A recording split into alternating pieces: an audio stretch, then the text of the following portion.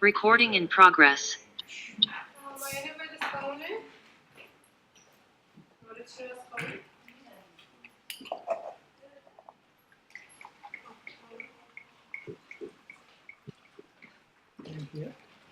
Some more people are coming. Avem și pernuțe din astea de yoga și And for Alex also. I need them. Am pus în congelator. I put on the fridge. Oh, they are human. Yeah. Tu nu vrei, Alex? Hai să-ți ajut. ok. So, Put the gallery. I prefer the gallery. Yeah, I want to see the faces.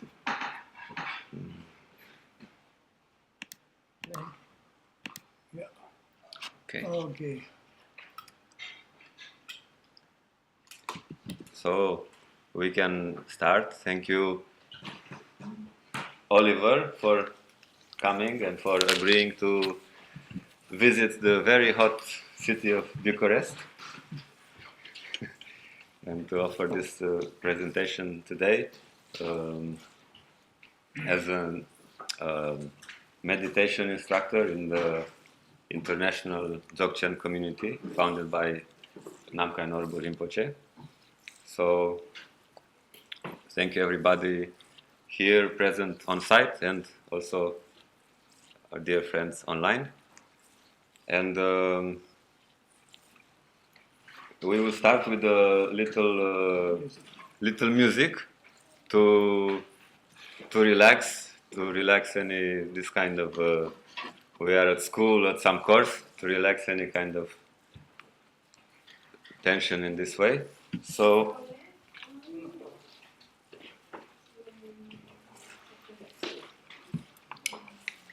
this will be very short, and the purpose is to relax a little by listening to the sounds.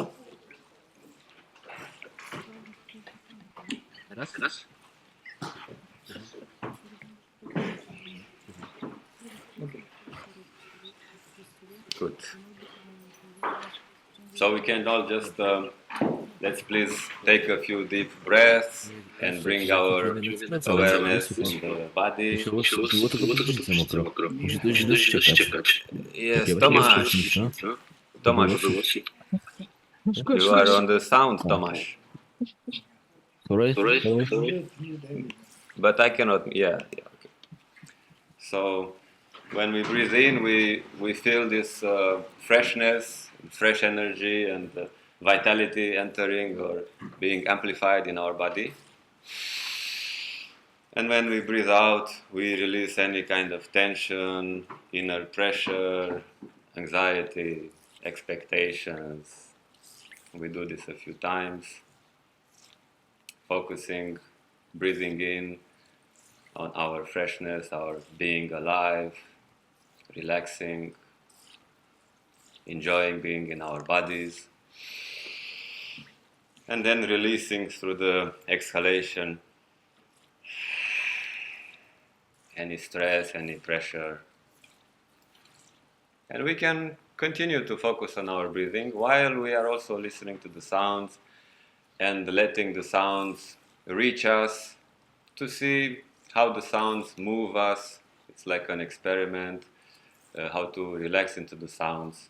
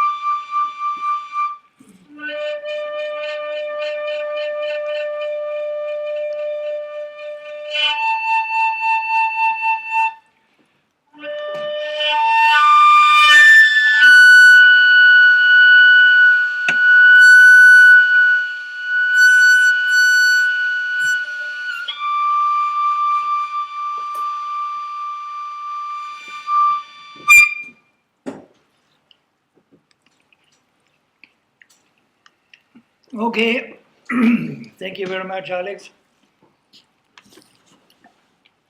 I welcome everyone being here in present. We are around 20 people here, sitting here, and there are around 12 people, 13 people online following. So, thank you for joining. We are being here in Bucharest. My name is Oliver Leick. I am coming from Austria, and I have been school teacher all my life for English, sports, and informatics. And I met my teacher, this Tibetan professor Namkhai Norbu. He was one of these very last teachers who received all this traditional education according to Tibetan Buddhism in Tibet.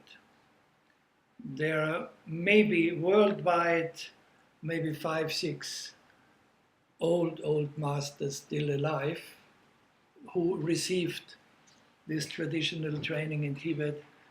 They are old. Our master Namkhai Norbu passed away 5 years ago. So there is one very, very famous teacher called Lopunten Namda. He is 99 years old. So next year he will become 100 years old. So you see, they are not 20 anymore. I met Namkhai Norbu when I was 21 years old. So now I'm getting old. You see, I'm not 21 anymore, but I have followed my teacher all my life. And I have become also an authorized teacher for mindfulness, presence, awareness, meditation by Rinpoche himself, by this Professor Namkhai Norbu. I have also been authorized as a yoga instructor, and I have been traveling around the world and giving many seminars, talks, retreats all over the world. There were more than 100, there are 190 actually. This is here the 190th retreat we're going to have soon. So this is just a little information for you. Who am I? And so if we have the question, who am I ask you to ask this question yourself. Who are you? Who are we? So then to give the name and to say I'm Romanian, I'm French, I'm Spanish, whatever, is not enough. Ask yourself, who am I? Observe. What am I? For example, everybody is sitting on his bottom. We agree on that because everybody, there's no one standing here. So this means in order to have a bottom, you need also to have a front. Otherwise, a bottom wouldn't make any sense. So we already know 2 things of ourselves. We have a bottom, we have a front, and in between there is also the head. So when we put all this together, then we see, oh, we also have 2 arms and our legs. And all that, when we put all that together, all these many different things, this is called body. We agree on that. So, body is just one word. And when you try to understand what is a body, you cannot give any answer. We can only say, well, the body consists of head, arms, front, back, bottom, legs, and so on. So you have many things to say what is the body. But just look at the hand. You know, it's called one word, but there are 5 fingers. Each finger has 3 parts, except the thumb, it has only 2. It has a palm, it has a wrist, it has fingernails. So you see, one word for many things. And this one word doesn't mean anything. It is just an idea for us to communicate. When we say raise your arm, everybody can do this or with the other one. But in general, it is made of muscles, of joints, of bones, and so on. So when we try to understand ourselves, we need to look, who am I and what am I? So now when we make this investigation, then we understand, yes, we have a body. Different forms, could be female, could be male, could be half-half, whatever. This is now a new aspect, could be both aspects. But what is then the difference to when you go to the graveyard? Somebody died recently. You still see that body there. This is also called body. Now you ask yourself, what is the difference between the body lying in the courtyard and me seeing this body? Ask yourself or answer yourself this question. And that is, this will very easily bring you to the answer that this dead body is not breathing anymore. This dead body or this body is not does not have any heartbeat anymore. So that means heartbeat you can measure with certain instruments and so on. Breathing you can feel. So these are aspects of our energy. The dead body, we say, doesn't have any energy. In some aspects in Tibetan explanations, Tibetan culture, sometimes we understand that even if one has a dead body, it doesn't mean that that this person is dead. That is then another story. But at least for a short period of time. They have, for example, some of the good practitioners, they have still, after 2-3 days, still a warm heart, or the air around the heart is still warm. But that doesn't matter now, that is not the main point. So we understand that when we ask ourselves, who am I? We have the answer, well, I have a body, and in this body there is something beating, like the heart, always pumping, the blood circulating in all the body, bringing the oxygens to the cells. There is this exchange of oxygens to energy. Then just that I can move these arms like I'm doing, that is just depending also on my breathing. So then that we understand that, okay, yes, that is, for sure it is like that when we ask ourselves, who am I? We have a body and we have an energy. But then we also can understand that we can observe our body. Like we have sense organs. All sense organs, besides one, is located in one place of the body. You know where, isn't it? When we go outside the street, we hear a crack, there is a wind outside, we're passing near a tree, we hear a crack. Everybody of us automatically does this. Nobody told us to do so. We do automatically. Why that? Because we want to protect something, this head. Why don't we go here? This is only when ladies are naked, they protect this part. Or the other way, the lower part, protect, hide. But they don't do this hiding or protecting the head. Why are we protecting the head? Because our sense organs are located here.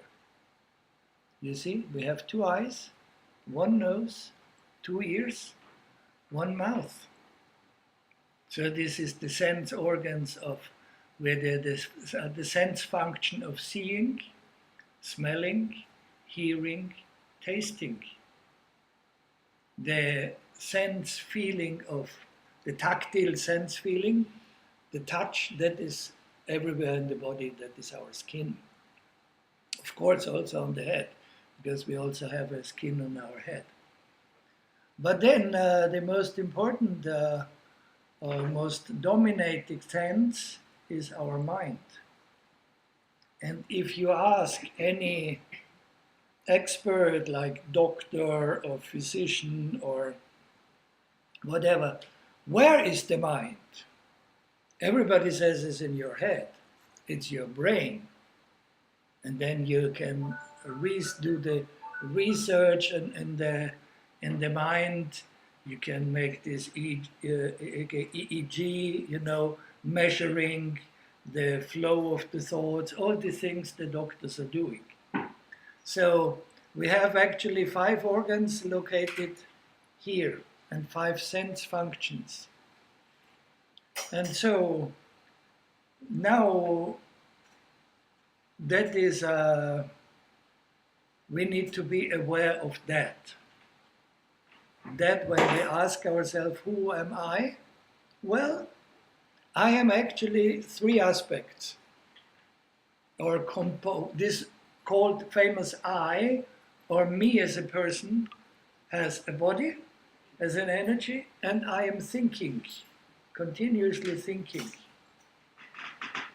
So it's difficult to say. If I have only a body, I'm a corpse. Like in the grave, on the graveyard. If I have only energy, how does this function? Where's the heart beating? If there is nothing material, there is nothing. And if I'm only thinking, but where do I think? What is that? It needs something, like these nerves and all the things. So we can understand that actually we are something composed of 3 aspects, or we can also call it 3 dimensions. So then, this is the first reflection we need to do.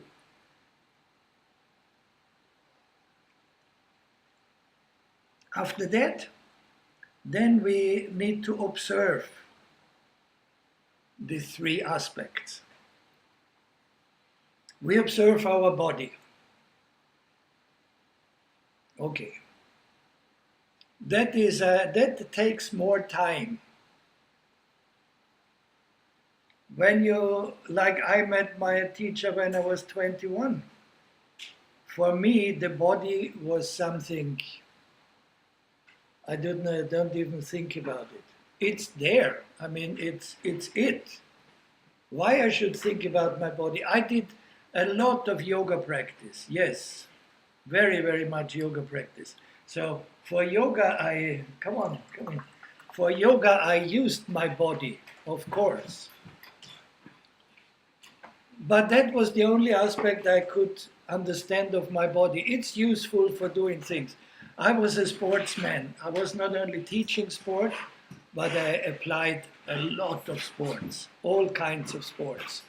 So without the body, how can you do sport? Running, if you have no legs. Swimming, if you have no body. How can you do sport? So sport is very much connected to that you have a body. So then when you get older, like now I'm 69, and I now have a completely different feeling and understanding of my body. You know, when I was 21, I could do all yoga positions in all different kinds of yoga which there were in the world. I could do all. I did 7 hours every day for several years. Now, being old, I hardly can walk the stairs because my knees are gone. completely broken. I had 2 operations. I need new ones. Actually, I'm still waiting for that. So then body gets very heavy. When you're small, you know the babies learning how to walk. They have the nappies around. So they make their first steps. Then they fall down. They go up, they fall down. They go up, they fall down.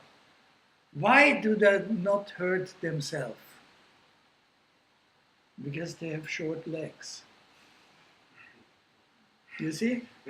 The body is different. If I do that now with my body, falling down, getting up, falling, therefore I sit on a chair. I cannot sit on the floor anymore. I can go down, but then somebody need to help me to lift up again.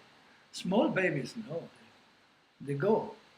No problem for them at all. So you see, that is this aspect of body.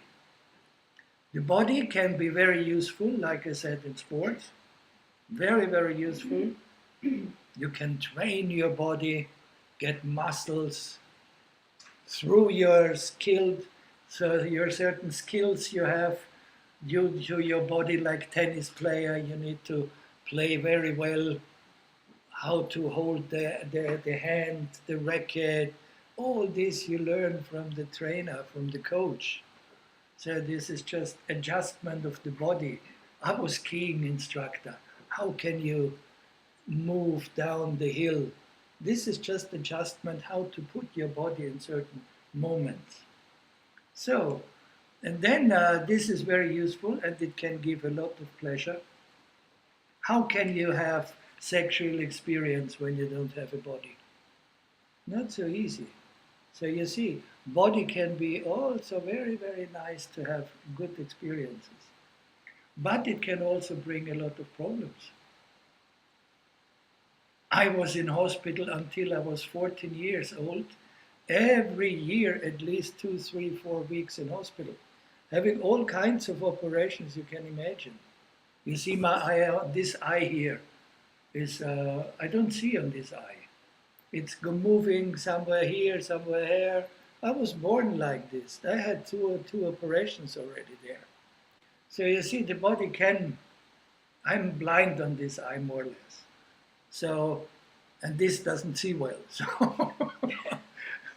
it's very good body. Yeah?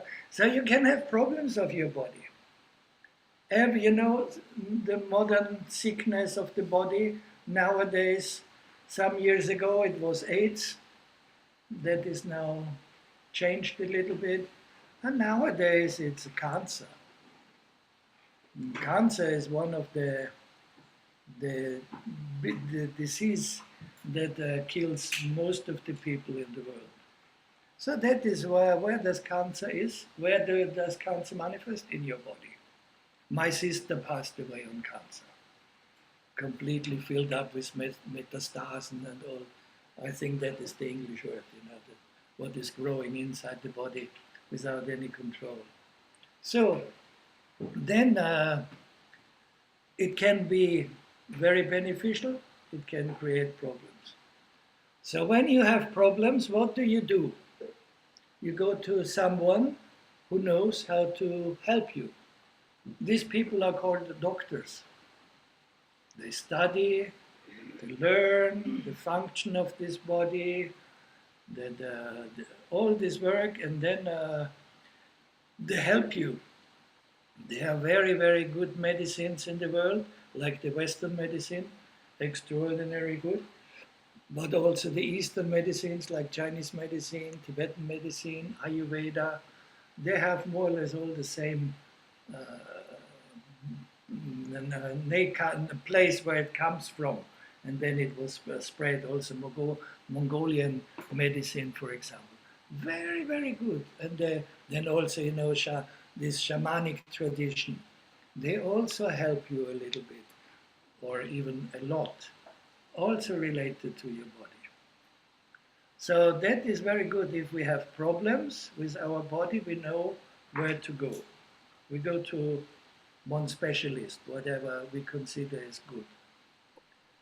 But then, as I told you before, we do not have only our physical body, we also have our energy. So if you have problems with your energy, it's much more difficult.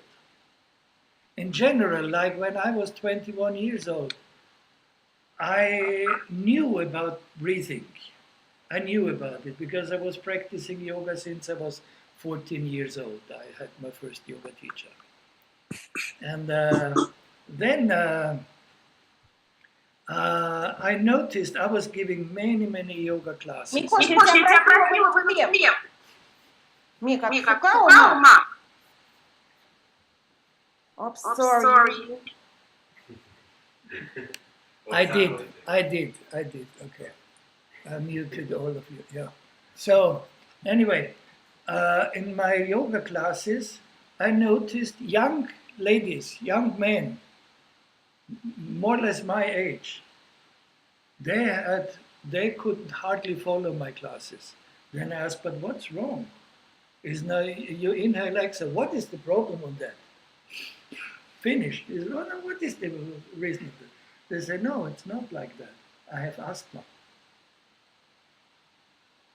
Then I understood for the first time just that what seems to us very normal, like inhaling, exhaling, for several people is very difficult.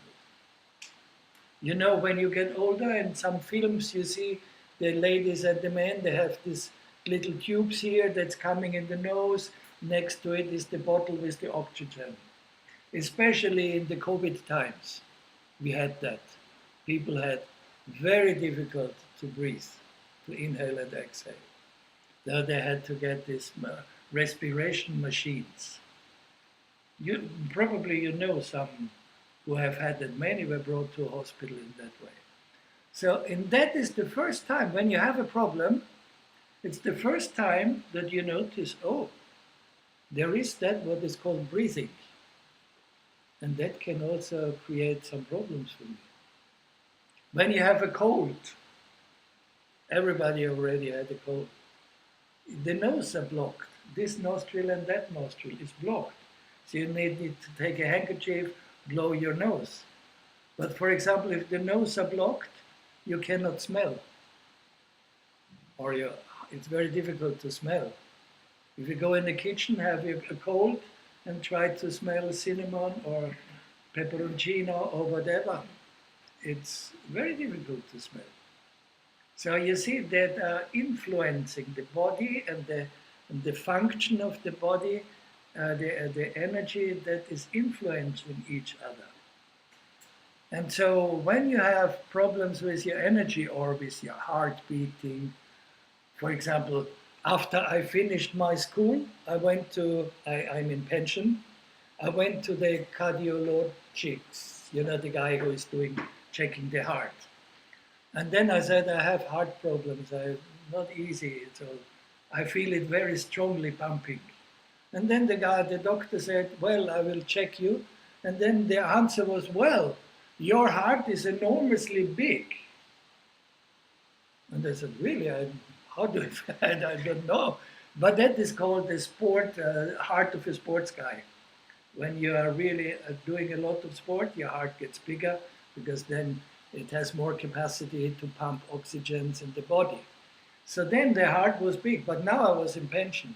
I did not do so much sport like before. And so then he gave me some medicine. And after 1 year, my heart became to the normal size. Again, normal to a man in my age, generally being healthy. So now I still have to take some medicine to remain on that level. So you see, when there is a problem, there is doctor, there is therapies, there is medicines, there's different kinds. Also for breathing, you can learn how to breathe, and you can go, like in Austria, we have mountains. In the mountains, there are holes in the mountains where they put something in, and there's very good air, fresh air there. So that is for healing. If you have a problem in your lungs, you go there, and you remain there for 1 week. Of course, not sleeping there, but for some hours every day. Keep the breathing there, and then it's very good for your heart. Or going to the seaside. This fresh sea air is fantastic for your lungs. The one of the doctor told me, if you really want to cure all your lungs and your breathing, you go first to the seaside and then up in the mountains, more than 2,000 meters. And you stay 1 week here, 1 week here. You gain, you recover your energy for 1 year. We always did it with our children, my wife and our children. First to Italy, then to Austria to the mountain, maybe even back to the sea. So very useful. What do you do there? Nothing. You just inhale, exhale, which is anyway you're doing. And you enjoy your time. So when you have problems with your energy, there are methods you can work with. But now more problematic is when you have problems with your mind. And nowadays, the people, especially after COVID and during COVID, people had a lot of problems with their mind. That what they felt mainly was this aspect of feeling lonely. I don't know much about Bucharest, but for example, big cities like last year I was in Shanghai, New York. People do not talk to each other anymore. They live in high buildings, 100 people there. You don't know your neighbor.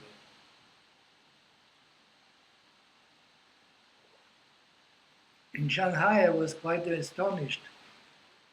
Everybody is using at least one mobile phone. Most of them two, many of them three.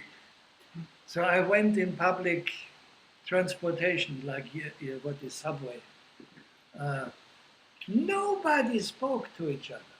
Everybody only looking at the screen. Young ones, medium ones, old ones, all same. I was not using my phone because I didn't have this Chinese SIM card. Otherwise, maybe I would have used it myself. So then I watched the people. And sometimes somebody looked at me and I was smiling at them. Not, smiling like, you're so stupid, but compassionate smiling or loving smiling. And 100% of the people smiled back. You do something here, somebody is smiling. Okay, go back. This short smile, well, I did it also on the streets. Everybody who looked at me, that were very few, they were smiling back. So that means that there is something. What is smiling? Of course, you do it with your body, yes. But can you touch it? Can you grasp it? Is it something graspable like your body you can touch? Breathing you can feel. You see, this is warm air, cold air. You can feel your breathing. You can touch here on your heart or here the pulse, so you feel your energy. But what is about smiling, happiness, feeling love, smiling? Can you grasp it? Not so easy. So then the problems what we have here is that people, for many reasons, one is these devices like mobile phones or tablets or whatever, people are entering into the screen and not anymore looking in the nature. Nature, part of the nature are human beings and animals. So you're only there, you live in your own world. And either you're happy in that or not. Many young people, especially with these social medias like Facebook, Instagram and so on, You know, there's very nice stories on that. You can communicate with each other. But then all this aspect of mobbing, you know, what is mobbing? Telling some lies about someone else, putting in social media, you're ugly, you're stupid, and then spreading it around. And so that many young people committed suicide due to that. There is a very famous university professor in America. He is professor at the university in Wisconsin, and this is the only university in the world where you can study happiness and mindfulness and awareness. Not mindfulness and awareness, but that is related to happiness. So this guy was already a medical doctor searching and doing research on the brain. And then he met His Holiness the Dalai Lama in 1992.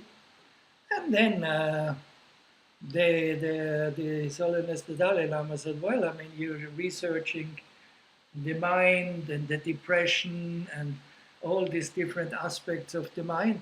Why don't you connect your research with the aspect of love, compassion, happiness? And so then, since more than 30 years, this guy is working on this research, and that is quite interesting, really. This is quite really good, because he says, of course, he has done the research in America on a scientific level. So it's not just one is talking like me, but they made the research among thousands of people. But the main question is, are you happy? And then, especially among the young ones. And then they started the research in the end of 90s, or even earlier, until now. And so then they discovered that the aspect of that people feel happy or not happy is declining enormously. People do not feel happy anymore, especially females, the young ones between 15 and 25. You know that the famous word body shaming. I'm man. And when I was young, I was not a man, I was a boy. But I was never feeling ashamed of my body. Never at all. It's not nice. Who cares about nice? I don't have the six-pack. I have the big beer belly now here, but not the six-pack like the sports guys. I never had, actually, because I was mainly practicing yoga and sport. So, but I never cared about my body. When I in school then, I was teaching also girls, especially sport. And then I noticed that some young girls, like 12 years old, they are very ashamed to change their dress to a sports dress with the ladies. Of course, I was not there. But then the ladies came and said, oh, she doesn't want to change. I said, why not? I mean, it's necessary to change your dress for doing sport. Yes, she does. Finally, I discovered this young one, this 12 years old girl, felt ashamed of her body. My body is not nice. It doesn't have the right proportions. Men don't have so much problems on that. But ladies, yes. So where is this problem? In your body? 100% not. In your energy? You're inhaling and you're exhaling. Your heart is beating. So what? The problem is your mind. Your mind telling you, I like this, I don't like that. I want to be like this, I don't want to be like that.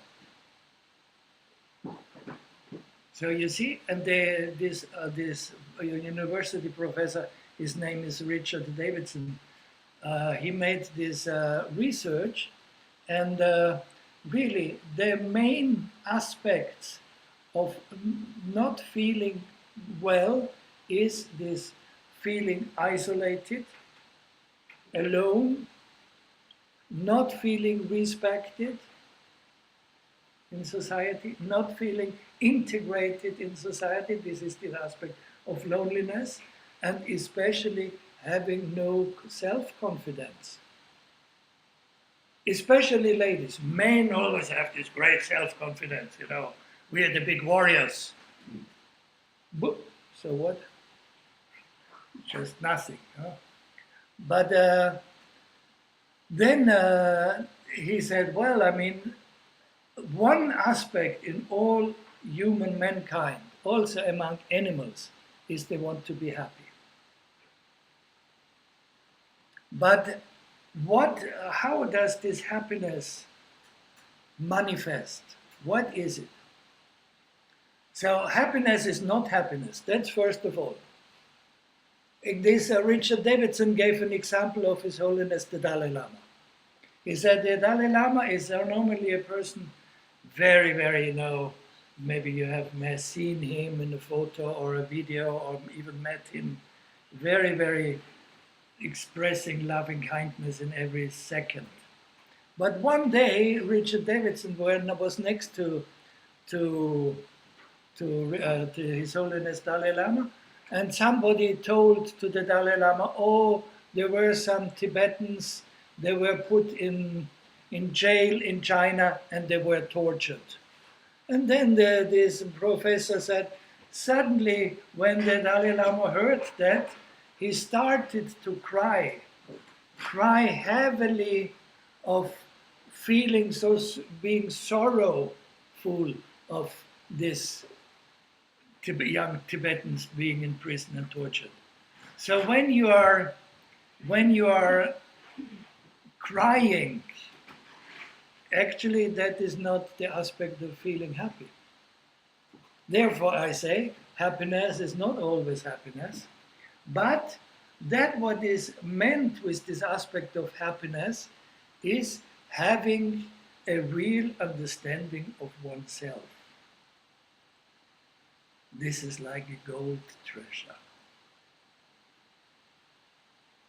You need also in our topics, the title of this talk is The Way to Understand Nature and Oneself.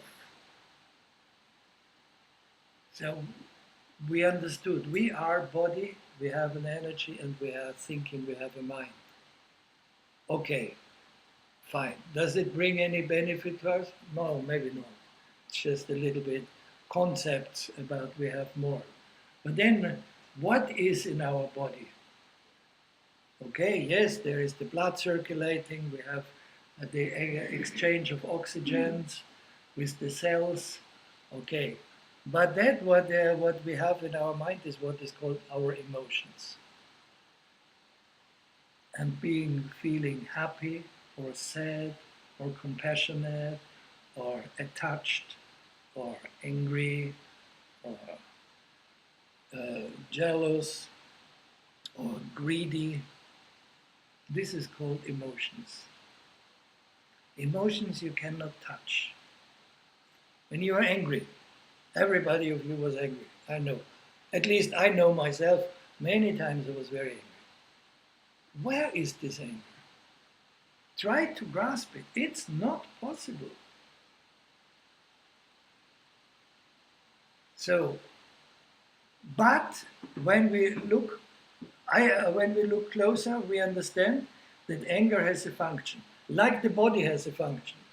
The body holds all our limbs, our body. It is the container for our heart, for our liver, for our lung, for our head. Between the shoulders, there's the head. If we wouldn't have a body, there is no sense of having shoulders and a head. So the body has a function. Energy has a function. This means only while I breathe, that is called life. but I also need something to drink, some water. If I don't drink, then I die. Not immediately, but after some time. And also we need to eat something. These are the supporters of being alive. We know that, we apply that, we change our diet to that, how about our condition and so on. But then, what is the function of mind? So we need to ask, what is really the function of mind? And then you understand, well, there are these emotions. And now, what do emotions in general do? Think of a moment you were very, very, very angry. Very. Maybe then smashing some plate or glass on the window or on the floor, or even beating someone or whatever. Really, really, really, really angry. Think of that. What was the origin of that impulse to become angry? What was the starting point? Sorry? Frustration of what? Frustration of what? When you use the word frustration, Your expectation. yes, exactly. When you are frustrated, your expectations were not fulfilled. Okay, where are your expectations? Where are they? Can you grasp them? The answer is no, we cannot grasp them. But still we have. We have expectations that this talk should be interesting. Up to now it is not. Maybe you have this idea. Could be. So then you get frustrated afterwards, which is not my intention, but it could be. So, so then we need to look closer and closer and closer and closer. Always ask ourselves and make this kind of investigation. What is the origin of everything? Like expectations. Okay. When we put it in the microcosmos, then we have a microcosmos in society is our family, our friends, our peer group, our working group, our sports club members, our university colleagues, and so on, and getting larger and larger. In the school first the kindergarten group, then the primary school maths, and so on. So this is more or less how we are connected with them. And so our expectation is when somebody goes to kindergarten, oh, there should be a nice whatever this lady and the man is called, taking care of the children in the kindergarten. That person should do well, should give them moments of happiness. They laugh, they learn to play, and they learn how to interact among each other. That is more or less the aspect of kindergarten. Then they go to school, they learn how to read and write and interact. Their social aspect becomes a little larger. So then this is more or less this aspect of our small groups. But when we go in the more or less in the macrocosmos, then we say, okay, we are Romanians, we are Austrians, we are Europeans. So then we have certain expectations. That was the starting point here now. So, for example, when I was in Australia, then, or when you go to England, then you drive your car on the other side. You see? That is not your expectations. You go there and you have to drive on your side like you are used at home. And then when you do it, you get frustrated because everybody is going on the wrong side.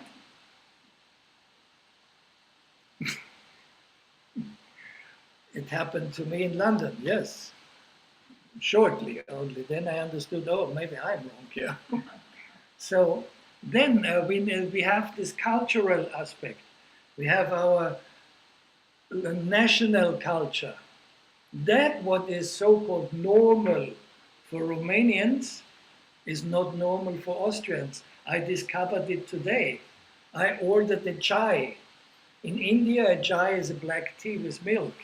In Austria, a chai is a black tea and you can have a schnapps or a milk. Here is a fruit tea. I was very astonished because I hate fruit teas, but then I drank it and discovered it was very nice. So you see, this is these expectations, the frustration, one word, different meanings. So this is related to our culture. Then we have the European culture, which is very different to Asian culture. Like in China, in Shanghai, I discovered many things which are completely different. Just what they eat and how they eat and how they speak and so on. When you go to America, again, completely different. But still we are human beings. Then we have this world culture. But then we speak also of beings not being on this universe, on our globe. There are many beings not on our globe. They have another culture. So you see, we have a certain impact. I give you an example. I have here a bowl with cherries, okay, and a glass. You see, it's very understandable. The function of both is to hold something. This holds the cherries. This holds the water. So the function is the same, but the aspect is different. Of course, I can pour water in also here in that, yes. So we are having this imprint. A cup is for holding some liquid things there. And if I put concrete here or stones, of course it can also hold that, but actually it is not that what my mind is saying. You know, because the cup is for holding some liquid. So that what I want to say is we are very predominated by our cultural influence. And when we are influenced by our cultural tendencies, we have expectations. When you in Europe, after a good meal, burp, you know, that's not very nice. If you do that in China, it means it's a good food. So these are the expectations. If you have an ice coffee with a straw, and then you come to the end, and then you make, you know this, you sip it up. For some people it's very nice, for some people horrible. This means expectations, predominations, and therefore what I want to communicate is we are, when we say we are free, we are not free at all. Because we are in the cages of our family, friends, groups, culture.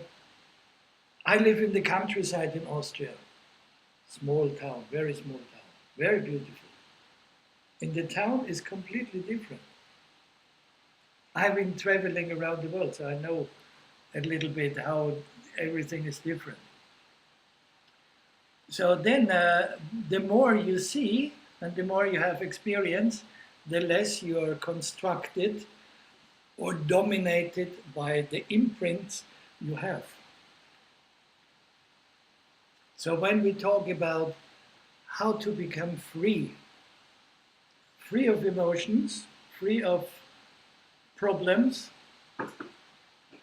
first question is, who am I? And then comes all the other questions. Okay, when I ask myself, who am I? I say I'm a man. That includes automatically, I'm not a lady. According to European culture, that already indicates a lot. At least in many countries in the world, when you're a lady, apply for a job, you don't get it because you're a lady. If you're a man, you get it much easier. In Austria, still, when you're a lady, you do the same job like the man, you earn at least only two of three parts, 2/3. I'm school teacher, my wife is school teacher, we earn the same. One of the very, very few jobs the ladies and men earn the same amount of money for the same job. But wherever you go, secretary, whatever, men always earn more. That's in Austria, the 7th richest country in the world. Still now. They made a university research for when are you able to get the job. So they were fake names that were not real persons. So then they put same amount of male names and female names. 70% of the jobs were given to men. You see? So that has an imprint. This is then our expectations.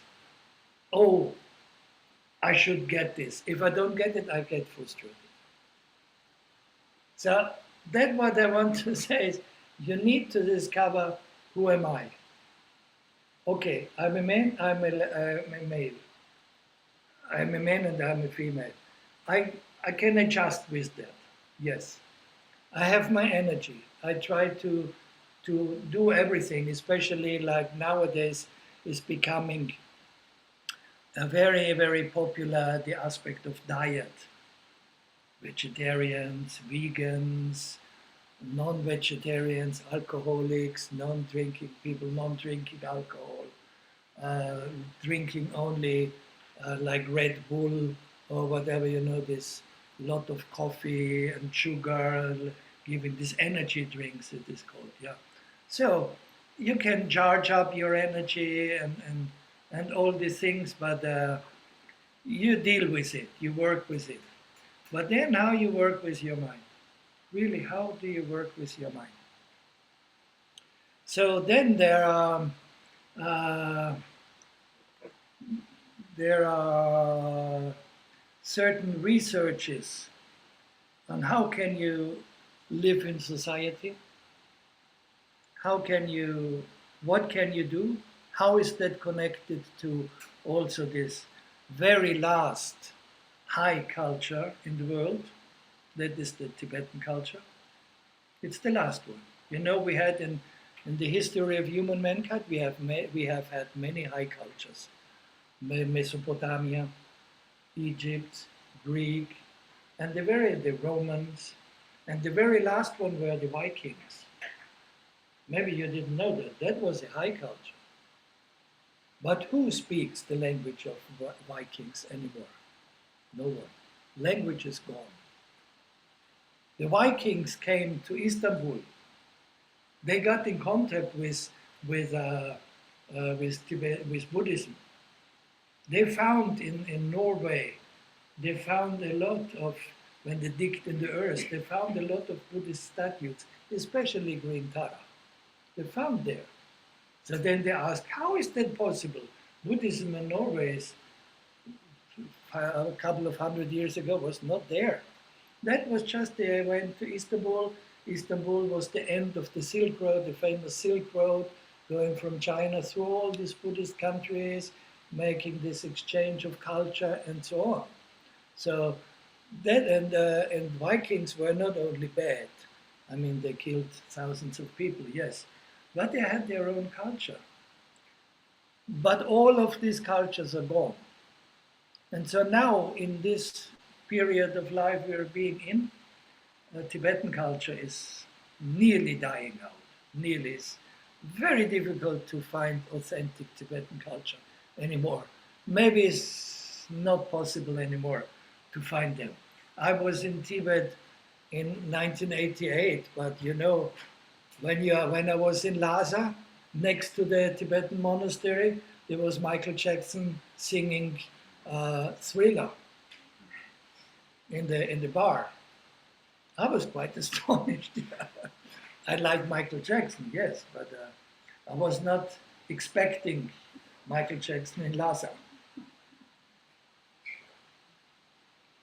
Not a live concert, but so then what can you do in order to live in a society, to live in normally? Because when you look in the situation of the world nowadays, it's a little bit depressing, isn't it? There are so many wars going on. After the Second World War, for more than 60, 70 years, there was no war in Europe. Very close to Romania, there is a war going on. I don't judge who started or doesn't start. I don't care on that. But it's true, there is a war. But then there are also other wars in Israel going on. Somebody started, that's sure. And then somebody was fighting back, that's also sure. So then, what is the result of that wars? That is pain, suffering. Who cares if a Russian is suffering or a Ukrainian person is suffering or an Arab is suffering or if an Israeli is suffering? Nobody likes to suffer. That is 100% sure. It doesn't matter if whatever nationality you are, suffering, nobody likes to suffer. So then, why are all these wars in the world and why are all these conflicts going on and so many strange aspects, and you know, also the various politicians really trying to separate the society in different groups, promoting one group that is the best, we are the first one and the other one not. All everywhere in the world, doesn't matter where. I'm not a politician, I only observe that. Same in Austria, not so heavy, but also same, you know, two parties fighting each other, accusing each other of stupid things, whatever. So that is a result of many factors why it has been like that, or why it has become like that. But it doesn't matter how it became like that, but what is the effect of it? The effect is that worldwide, that was again a research from the university in Wisconsin, people are not happy. People are very much afraid. They have fear of dying, or that the Third World War is coming, or that the climate change is so strong that we will all die very soon. So all this fear is so strong, and that is this aspect of feeling unhappy. So then I go back to when this university professor made His Holiness the Dalai Lama. Then he said, make a research on how to be happy and compassion and happiness. So then there are some methods. Very, very simple methods. We can do them right now.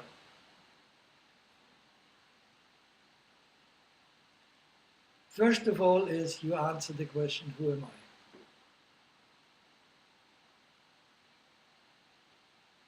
Nobody can give you an answer to that. You need to give an answer yourself. Who am I includes, am I happy? Am I stable in myself? Am I depending only on the amount of likes I get in Facebook? I'm not on Facebook, I'm on no social media. But I was teaching many children who were only getting self-confidence by the amount of likes they had in Facebook. And when you don't have these likes anymore, you don't feel precious anymore. So this is the first question you need to answer yourself.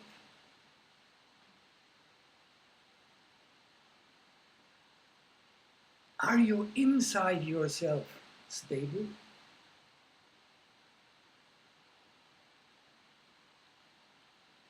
Do you have any aspect you can hold on? In religion, doesn't matter which religion, you have this aspect of God or deity or Allah or whatever, doesn't matter the name. What is the function of these special beings like God or whatever, Buddha, doesn't change anything. They give self-confidence. If you feel worried, you pray to God, many people say. You go there and then you feel something, that you receive something, and this something what you receive gives you inner strength. So you see, I'm talking about this inner strength. It doesn't matter from where this inner strength comes from. It should not come from drugs. They can also bring you this self-confidence. But drugs are just an illusion and kills your life, ruins completely your life and your energy. But it should come from something which you cannot grasp. Drugs you can grasp. How? When you say, I pray to God, and afterwards when I come from church, I feel somehow stronger inside. Can you touch that? What did you receive? That is making yourself more self-confident. You don't need to be religion, whatever.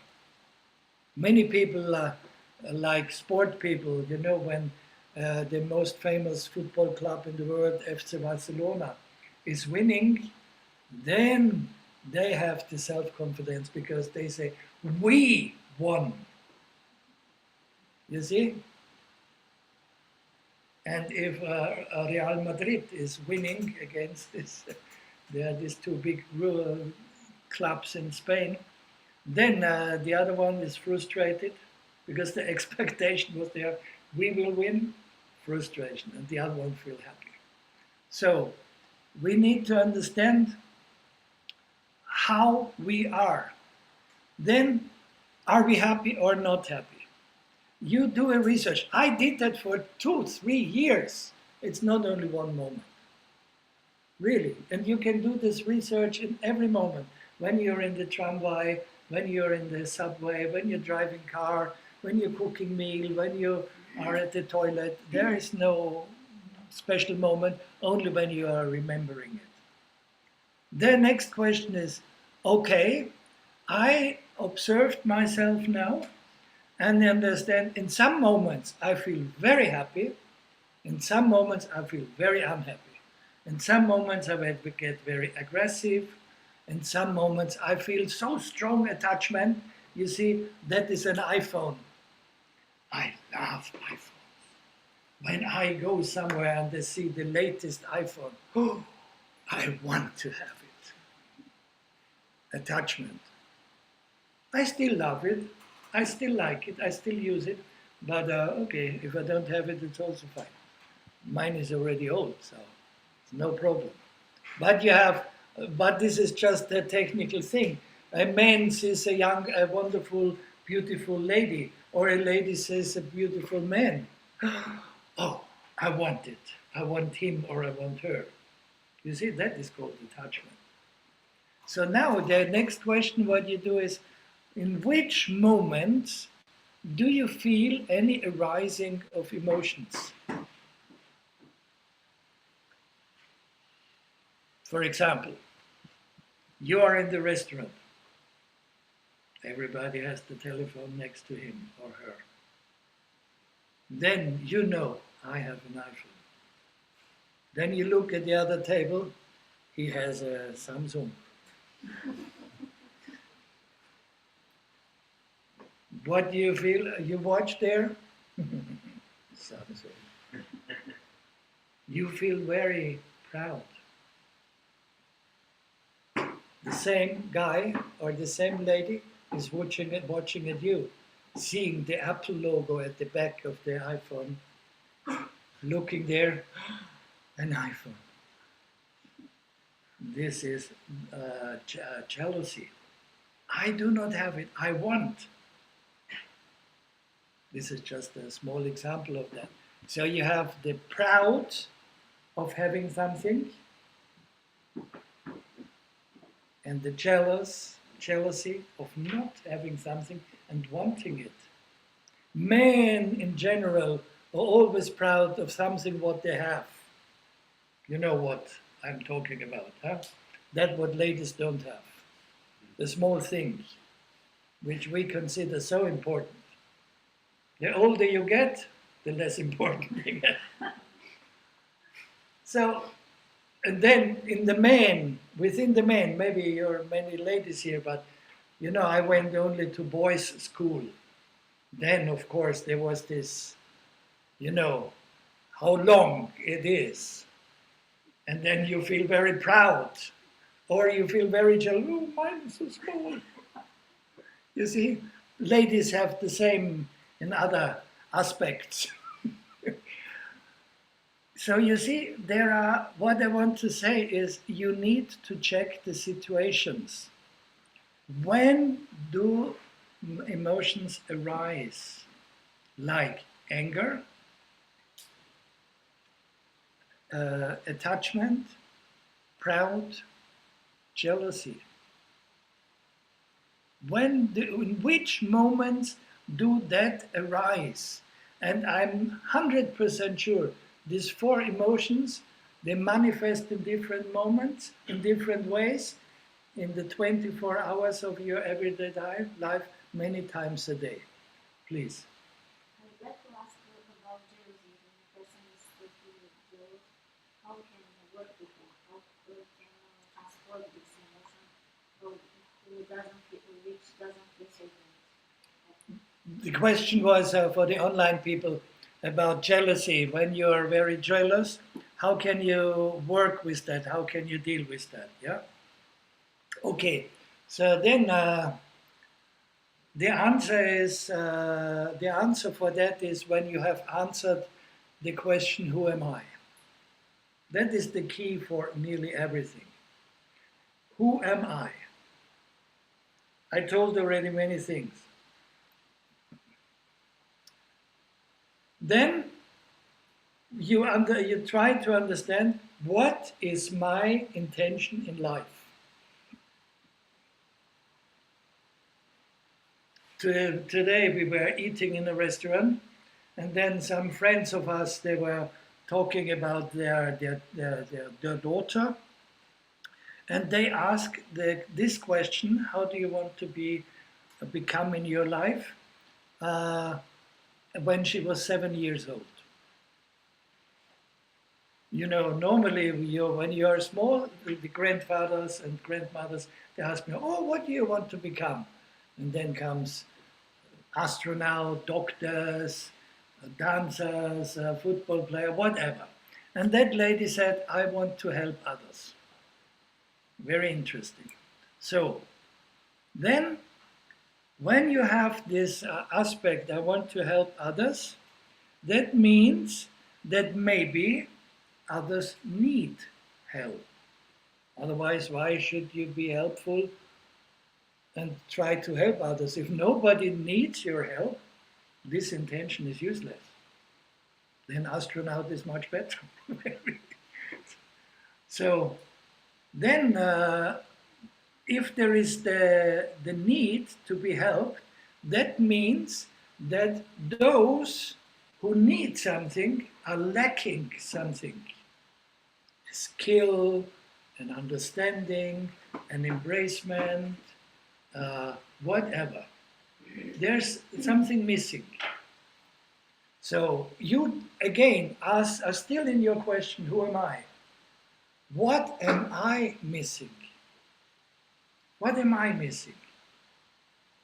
And then you come to this aspect, well, I miss love, I miss money, I miss whatever. You give your answer yourself. So then you go from your point of view, who am I? You go to from the microcosmos to the macrocosmos. What do all people on this universe like to be or to become? And then the answer is they want to be happy.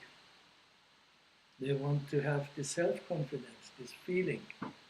And so then, when you understand that it is not only you trying to have a good life, that you're healthy, that your energy is working well, that your mind is fine, then you understand also others are like that.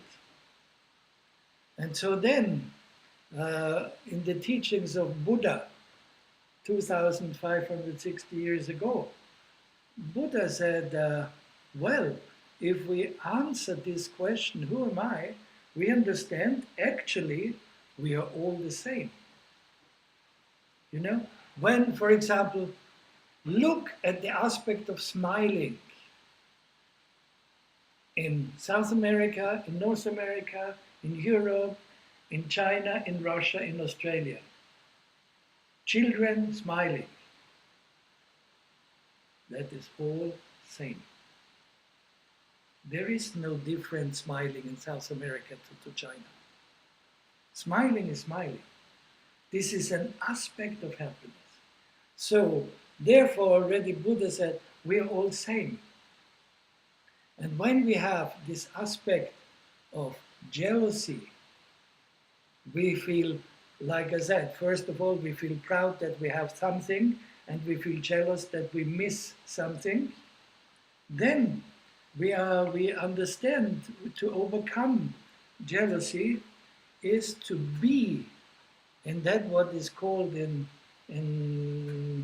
the wisdom of equanimity. This means the being in this real understanding that we are all the same. Why we are all the same? We are all born. Nobody says, no, I'm not born. We were all coming out from the mama.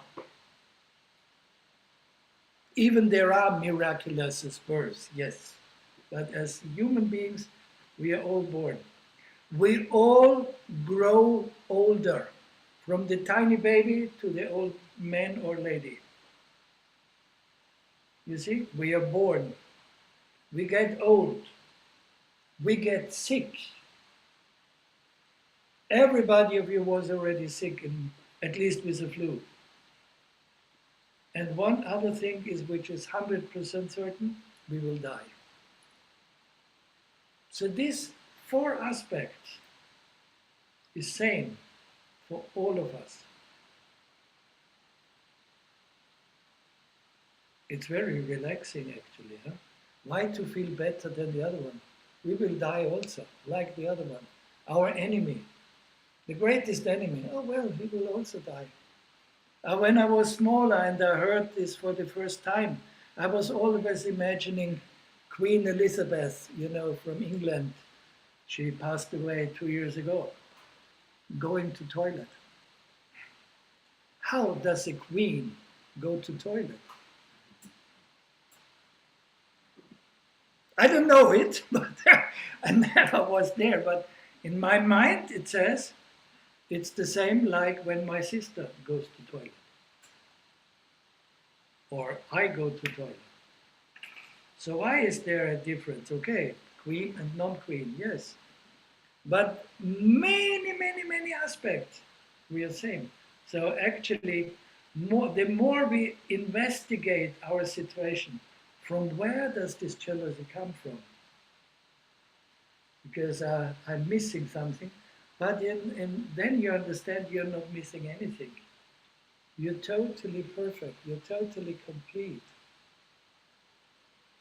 And then you overcome this jealousy. Did I answer somehow your question? Yes, but I have also one question. Okay.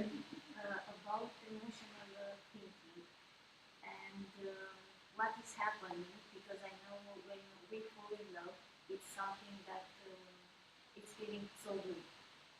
But how to avoid this and to be aware that you don't have to identify with that person and to maintain your personality and not to attach to that person. Okay. So this for the online people, the question was more or less related to attachment. When you are in love, you feel very well and everything is fine. But then how to deal with all that, uh, the knowing that this is attachment and not being too much troubled by that. Yes, thank you. So the answer is like that. I'm sure you have a mirror in your house. Good. If you have a mirror in your house, you find the answer already. How to overcome attachment. Why that and how that? Okay. So you have most of the people have a mirror in the bathroom or in the room where they change dress or the ladies where they put up makeup. So then you use the mirror in order to see yourself. Why do you use a mirror in order to see yourself? It's very simple. Because a human body does not have the capacity to see oneself in the face. That's not my example, that's the example of Buddha. We need a mirror to discover ourselves. Am I look pretty? Am I look ugly? Is my nose too big? When you are young and 14 years old, you have a lot of acne here. Men and girls and boys have. And then I know my sisters are in front of the mirror, pressing out the things there. Or the man shaving, very proud, my first beard. Yes. Okay. So, you see, you need the function of the mirror. It reflects you. But now we need to go a little deeper. And that is, why does this? Why is it in that way that when you look in the mirror, you see your face? Why that? Okay, when you're a builder of mirrors, then you say, yes, there is just a glass, and in the back there is some whatever substance it is, and then all put together, and then it has the function to reflect something. Yeah, but that is very technical aspect. What is this aspect of energy? Does a mirror have an energy? According to that, what I said before, no. The mirror doesn't breathe. The mirror has a body, yes, the glass and the frame and all this, but it doesn't breathe, so there's no heart beating. So here we do not speak about energy, but we speak about potentiality. So the mirror has the potentiality to reflect. If you don't believe me, go in your bathroom and once look in the mirror, then turn away. Are you still in the mirror or not? I did. I started that when I was 8 years old. I had, this mirror, you could open it, and then there were 20 Olivers there. Then I was pointing the finger, suddenly 20 fingers there. I investigated that for a long time. Of course, I didn't get an answer, but it was interesting. Where does this capacity of this mirror comes from? Why there is 20 Olivers reflecting when there are some mirrors? Why that? No answer. Many, many, many years later, then from my teacher, I got the answer, yes. It is just that the mirror has the capacity to reflect. Finished. We also have capacity. We also have potentiality. Our potentiality that we have a body. In this body there is an energy, and in this body there is also the capacity to think. You see, that is our potentiality. And so now, that is not enough. We go deeper. So now, okay, you see, when you're in love, you ask your friend or your girlfriend, come on, let's go together in front of the mirror. And then you go together. And then maybe when you're in love, you're smiling in the mirror smiles back. You're kissing each other. The mirror doesn't kiss, but it shows two people kissing each other. Okay. You feel very happy. Then there was some period later, you're not anymore in love with your partner. You're more or less quite angry. You're maybe fighting. So then you ask your partner, come on, now we go again in the mirror. Or not in the mirror, to the mirror. Now you are really just having finished fighting. You cannot even look at each other, like this. Then you peep on the mirror. What do you see? Two angry people. Okay, we agree on that. You can try it out. I tried out everything I'm saying, believe me. But then, now you ask yourself, what is the difference in the mirror? First, the mirror was just shining to or reflecting two very happy people. After some time, the mirror was reflecting two angry people. Yes, we know that. But now you ask yourself, did the mirror change?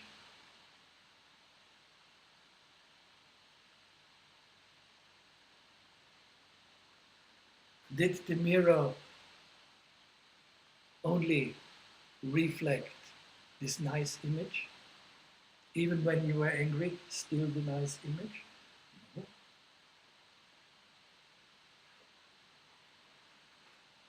And the mirror immediately reflected your angry or happy face. Not like a computer, which has to build up and takes 1, 2, 3 minutes to get all the programs started. I mean, immediately. So then,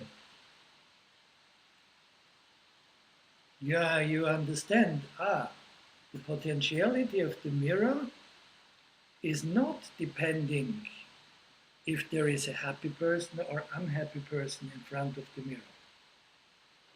The mirror just has the potentiality to reflect. That's all. You can have a mirror in your, on the top, in your roof, under the roof, this thing. Whatever, under the roof. There are some cupboards, there are some boxes there you put there you never use. Doesn't matter. Some can be a cellar also. Attic. Attic is the word. Yeah. So then, let's give the example. There is the attic, and there is a nice box from your grandparents. The grandparents pass away. Then you go on the attic and look. Oh, there is a box. I never looked in it. Then you open the box and you find some strange things, a strange thing in a frame. You turn it around and you discover it's a mirror. But what do you discover? The mirror immediately reflects your face. Doesn't matter if that mirror was 100 years in the box. The mirror has always the capacity to reflect. And so, in order to overcome our attachments, then it is more or less we try to go into the mirror, to go to that image, what is reflected in the mirror, to embrace the partner. We always want that. But when we are being in the potentiality of the mirror,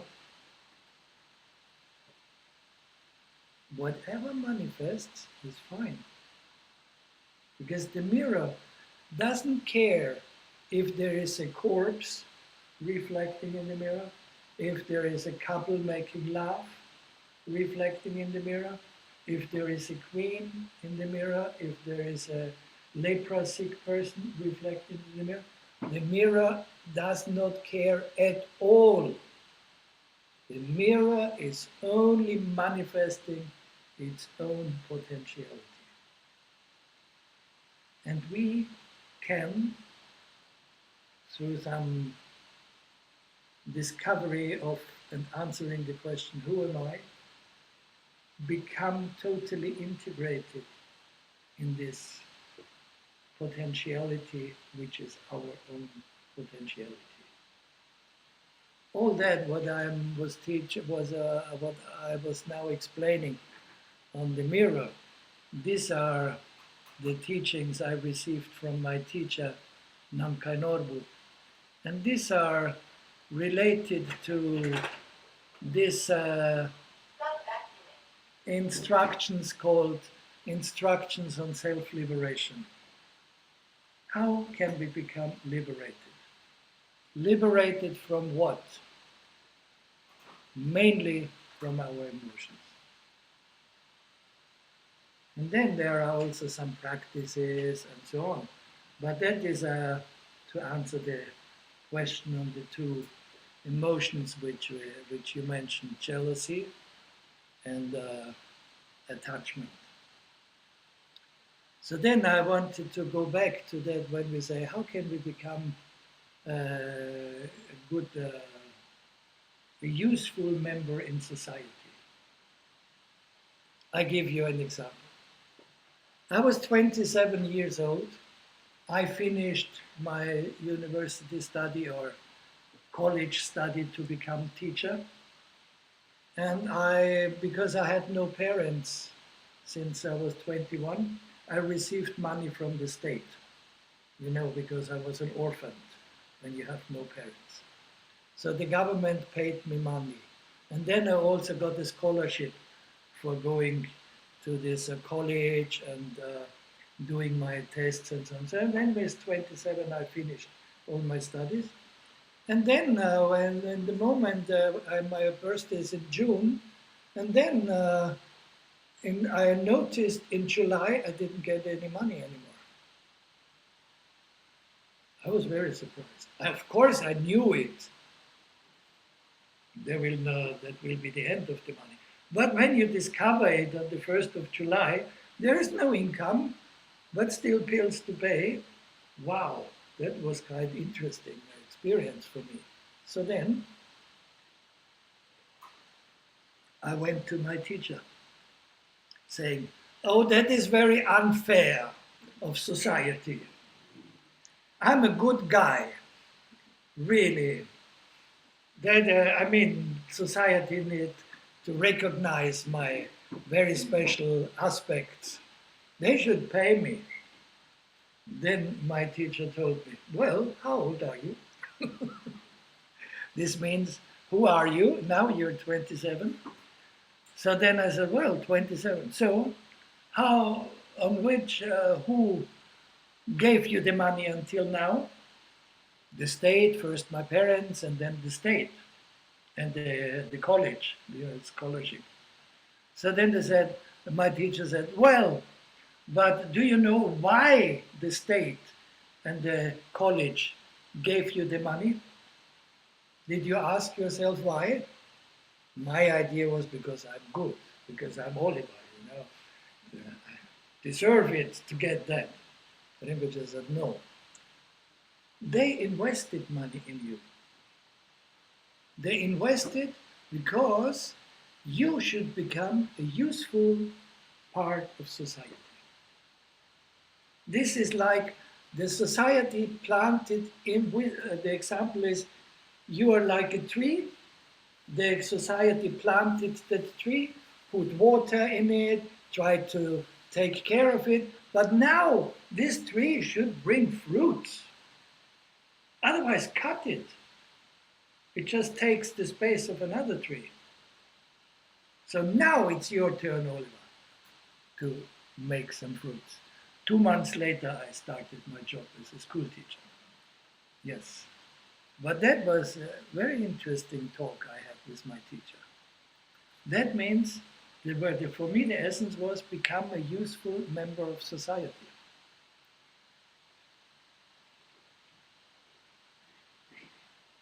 When there was this, how many minutes? Okay.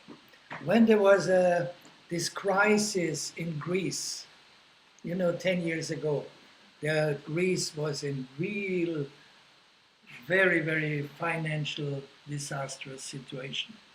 The EU had to give milliards of or billions of euro to them. Doesn't matter how and why, and that doesn't change. So I went there, I gave a retreat there in that period, and then I stayed with, I was invited by a couple, and they had a good profession, very good profession, a state job. And so then they said, well, the government cut the salary of nearly all the people. So the pension was cut more than half. From one day to the other, you have half of your pension. It's not so easy. So here, this couple, I think he was a lawyer or whatever. So then,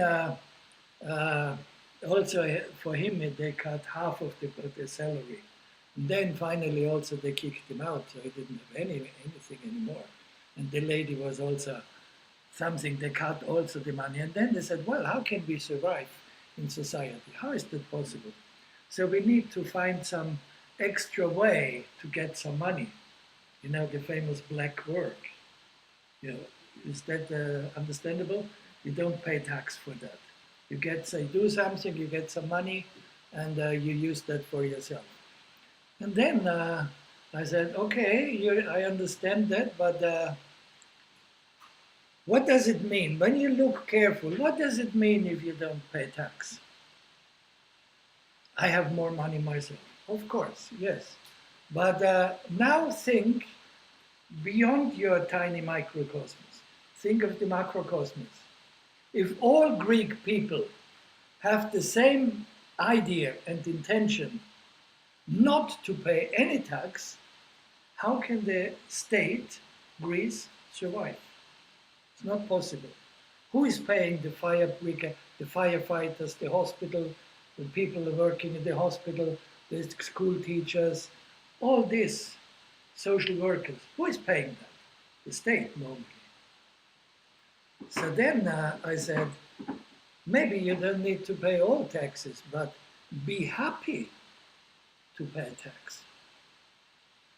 Be happy, because in that way you support the state. The lady was shocked when I said this. Yeah, but you have a good job. I said, of course, for me it's easier, yes. But I always was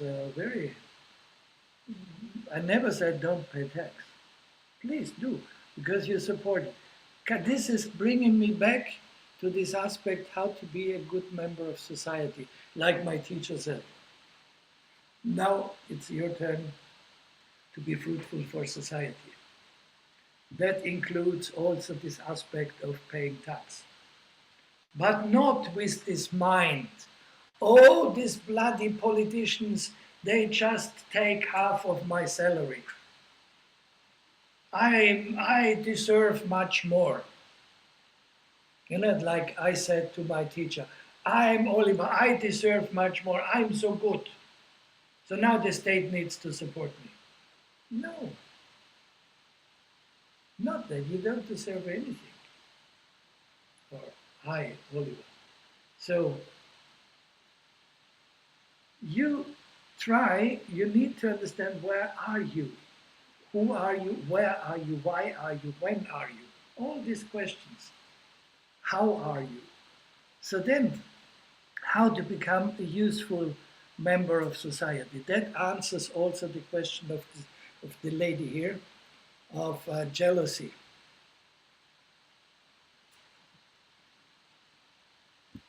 I'm very jealous of my neighbor. He has a Mercedes.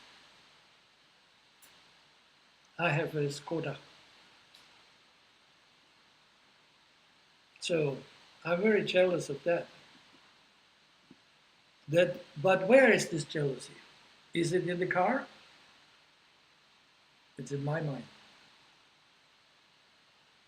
So then these questions were already asked to Buddha. Not about Mercedes and Skoda, but maybe about other things, but the essence is same. So then the people asked him, how can I be in society? It is so difficult to live in society.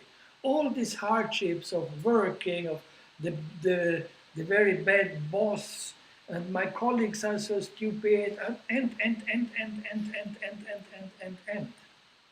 So then Buddha said, well, there are several different ways to do that. Like I already explained, you need to understand that everybody, every sentient being tries to be happy and relaxed. Also animals. We have pets, cats, dogs. We know that the cats feel emotions. I have a dog. I've always had dogs. I know very well when you caress him, when you give food to the dog, it feels happy. So all of us feel happy, want to feel happy. So in that way, like I already said, we are more or less same. So then there are 3 practices. We can do the first one right now. The first one is, based on this understanding of all that what I said now, is I really want that everybody should be happy. It's just thought, but we are mainly talking about mind. I have this very famous English word, altruistic intention. I do something which, like the 7-year-old lady said, I want to be helpful for others. It doesn't matter how, but helpful. Somebody is sitting on the ground, doesn't come up anymore, you give it a hand. If there is an old man or an old lady on the street carrying very heavy bags, you go there, can I help you and take the bags? Or somebody is sitting like our friend told me the story. He's sitting on the ground. Some lady wanted to stand up. Please take my shoulder to lift yourself up. This means to be helpful for others. So, first of all, we need to understand that we ourselves want to be happy. But not only we, everybody, all sentient beings. And so I can really focus my mind on this aspect of happiness, not lost in the screens of the mobile phones or the tablets, but just if maybe you feel a lot of joy even watching that, fine, no problem.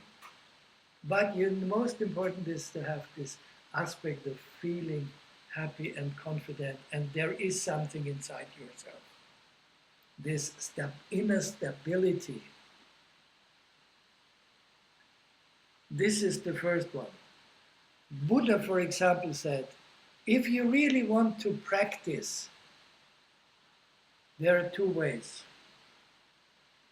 First of all, try everything in your life, what you're doing, not to harm other beings.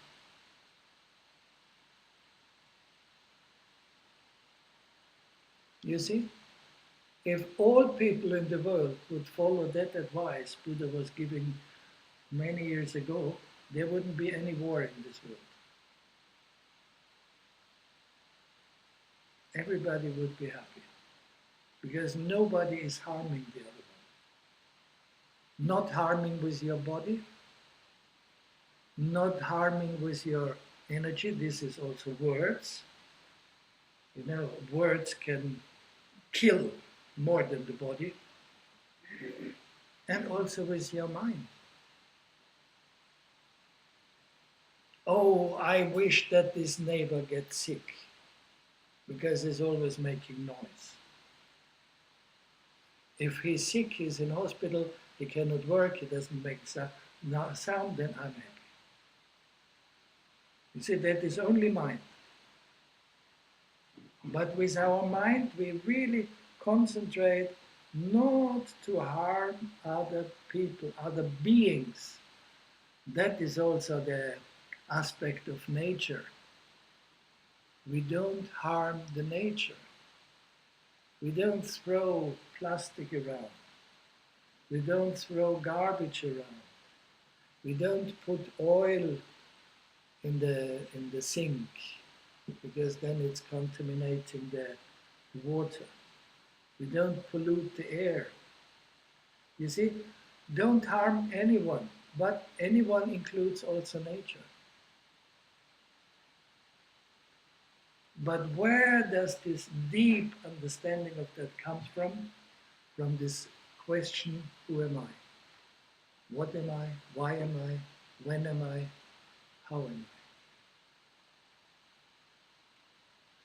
When you have this personal experience, then it's very easy. Really trying to not harm other beings.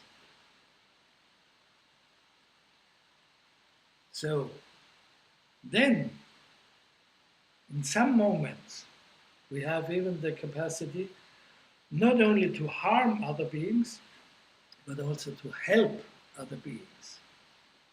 You see, when I walk on the street and I see the old lady with the two bags on the other side of the street, if I don't, I don't harm her, so this means I don't run into her, but I still don't help her. But helping her means to go to the other side, asking her, please, can I help? There are two different things, huh? Not harming and helping. So these are these very, very important aspects we can do, and in that way we become a very, very good person in society. And so then, how can we, this is the first part, cultivating this altruistic intention of not harming others and helping others. Because based on the understanding, we are the same. Everybody wants happiness. This is the first practice. The second practice is then, what do you do in your daily life? You go to job, you go stand up from the bed, you go to toilet, you make a coffee, in the evening you go to bed. So this is your everyday life. So now, You use your everyday life as your practice. To practice doesn't mean you need to sit down in a certain position. You can do that also, sure, no problem. It's also fine, very good, very useful. But you use your everyday life as a practice. How can you do that? By being present. You know what you are doing. You learn this aspect of presence. For example, when you dance, there is this very special dance, joyful dance, where you learn also some aspects of Tibetan dance. That is a movement. Dancing is movement. Most of you went already to discotheque. I liked discotheque when I was younger. But then when there is loud music, many people dancing, but then you use your elbows, everything, and then you bump into the other one. You see? If there is enough space, you don't bump. But if there are many people, you just always pump left, right, in front, backward, always pumping inside. That means you're lacking this awareness because you understand the space is limited.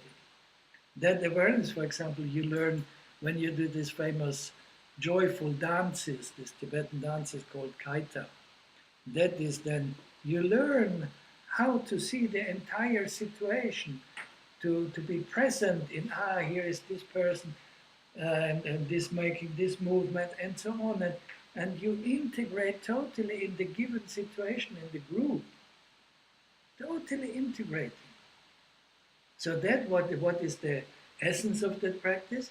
That is presence and awareness. Only that. My teacher told me, train that. You go in the kitchen in the morning and prepare coffee. You stand up from the chair. Now I'm walking in the kitchen. Now I take the glass. Now I put whatever espresso or this capsula in the machine, whatever. Now I press the button either for heat or for making the water coming down. Now it's finished. Now I take the cup.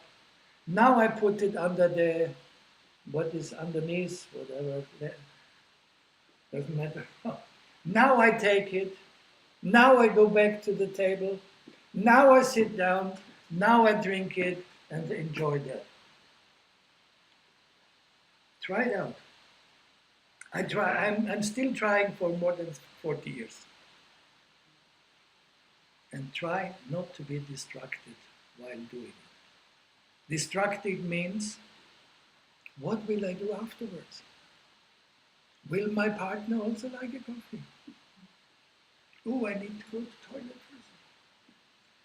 Oh, today will be a very busy day. Oh, I don't like that. Oh, I will see this colleague I don't like. Then you're not present at all, and that's what you're doing. Your body, your energy, and your mind should be together. Not your body is somewhere in the job. You don't care about your breathing, and your body is just moving. Try to be together. That is the main practice. Try to be present. And the third practice, that is then remembering this altruistic intention. And so now we have this third aspect, and that is, they made the research at the university on that. They made the research that every person was half an hour dedicating to that practice for 1 week. Altogether it was 2 hours or whatever. And so they had a group of people doing that, working with this special intention I will tell, and the other one they did not do that. And then they measured their brain at the university. And then they discovered that there is an extreme change in those people who were using this method to those who were not using that method. And that practice is called now our mind remembers 10 seconds, half an hour, whatever. May all beings be happy and have the cause of happiness. May all beings be free of suffering and free of the cause of suffering. May all beings not fall in any extreme, but only being in this state of presence. That is your practice. They made this research at the university, and they said that there's an incredible, visible change in the brain. But then the example is, of course, if you do it once, yes, there is, or I mean, it's 1 week or whatever, there is this change in the brain, but it will not last forever. The example when you go to the gym to do this, that you get more muscles. If you finish to do this training, the muscles go away again. So you need to continue that. So also you need to continue your mind on may all beings be happy. Also the neighbor who makes the noise, the boss whom you don't like, the teacher which you really hate, the politicians which are only assholes. May all beings be happy, but really not mentally excluding. Yes, but not him or her. Totally open. May all beings be free of suffering. You know, suffering of the body, suffering of the energy, suffering of the mind, and also of the cause of suffering. This is also the teaching of Buddha. It's very simple. So you remember the 3 ones? First one, creating altruistic intention. We all same. We all like to be happy. There is no change. The main practice, we try to be present and aware in whatever we do. And we wish that all people, all sentient beings may be happy and having the fruit of happiness, the cause of happiness, and be free of suffering and the cause of suffering. These are the 3 main practices. In Tibetan, in Buddhism, they are called the 3 sacred principles. Whatever name you give, it doesn't change anything. Just apply it. Then you will notice that. It's so simple. So simple.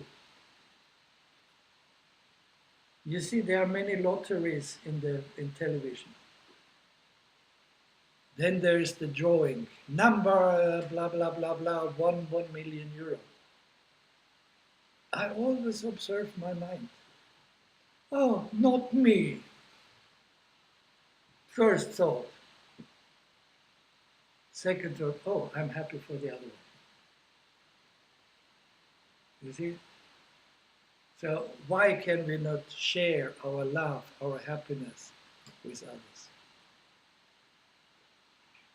If we always are closed in the cage, what is called ego,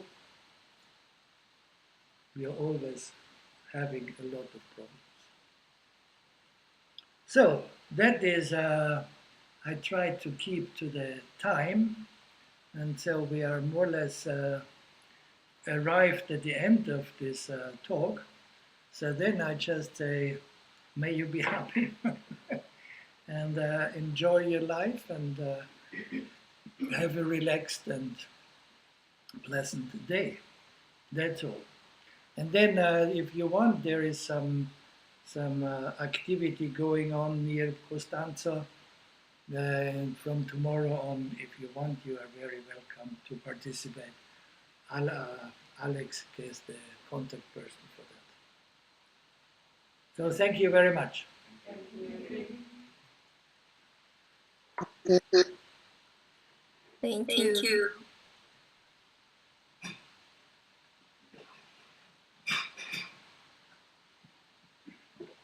Yes, welcome. Thank you very much.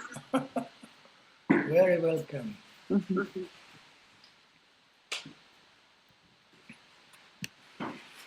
Oh yeah. Smiling faces, that's good. Okay, yeah. Okay, so then see you maybe tomorrow on another occasion. I think it starts on Tuesday. Tuesday? Okay. Tomorrow Yeah, is holiday. you're the boss, yeah.